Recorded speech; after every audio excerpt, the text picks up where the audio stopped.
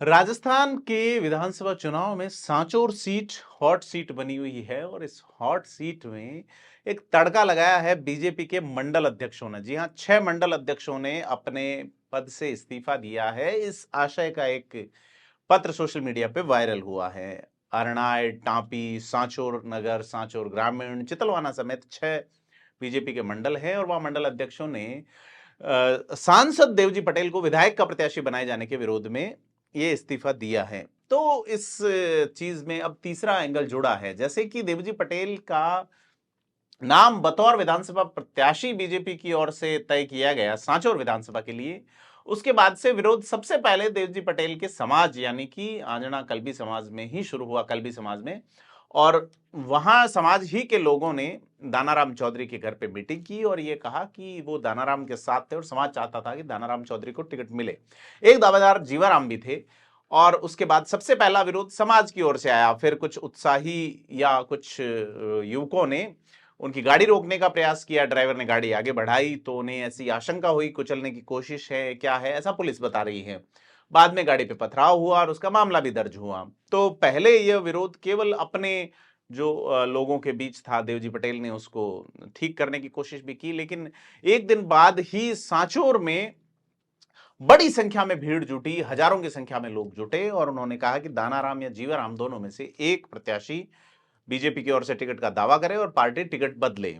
जीवाराम ने दानाराम चौधरी जो कि पहले 2018 में बीजेपी के प्रत्याशी थे, उन्होंने जीवाराम को अपना समर्थन दिया और ये कहा है कि जीवाराम को 6 चुनाव का अनुभव है, वो चुनाव लड़े तो उनका पूरा समर्थन रहेगा और उनके साथ धोखा हुआ है। इसके बाद ये जो विरोध का स्तर था, पहला विरोध का स्तर समाज से, दूसरा विरोध का स्तर शुरू हुआ जो राइवल प्रत्याशी थे उनमें। अब पार्टी के पदाधिकारियों के इस इस्तीफे ने एक सवाल खड़ा किया है कि देवजी पटेल की नापसंदगी की वजह क्या है। देवजी पटेल को क्यों नहीं स्वीकार रहे हैं?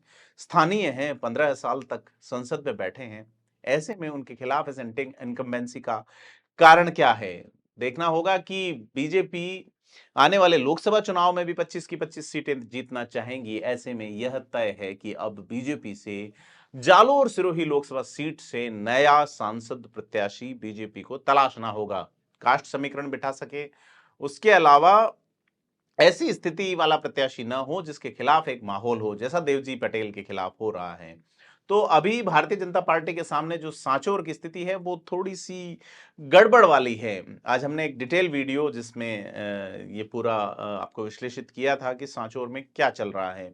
और सांचौर जो है वो गुजरात से सटा हुआ इलाका है, बीजेपी का एक मैकेनिज्म वहां काम करता है, लेकिन इस मैकेनिज्म में सीधे तौर पे देवजी पटेल कहीं पिछड़ते नजर आ रहे हैं और मुस्कुराहट बढ़ रही है। सुखराम बिश्नोई जो कांग्रेस के प्रत्याशी संभावित है, इसके अलावा हीरालाल बिश्नोई के पुत्र जयंती बिश्नोई का भी नाम है, लेकिन एक बड़ा सा अंतर्विरोध पार्टी में ही शुरू हुआ है। पहले पार्टी इसके खिलाफ नहीं थी, लेकिन अब पार्टी के सिंबल पे काम कर रहे लोगों ने, पदाधिकारी के तौर पे काम कर रहे लोगों ने इस्तीफे देके देवजी पटेल की मुश्किलें बढ़ाई है। बीजेपी टिकट चेंज करेगी या इन लोगों को किसी तरह से मनाएगी, ये देखने वाली बात होगी।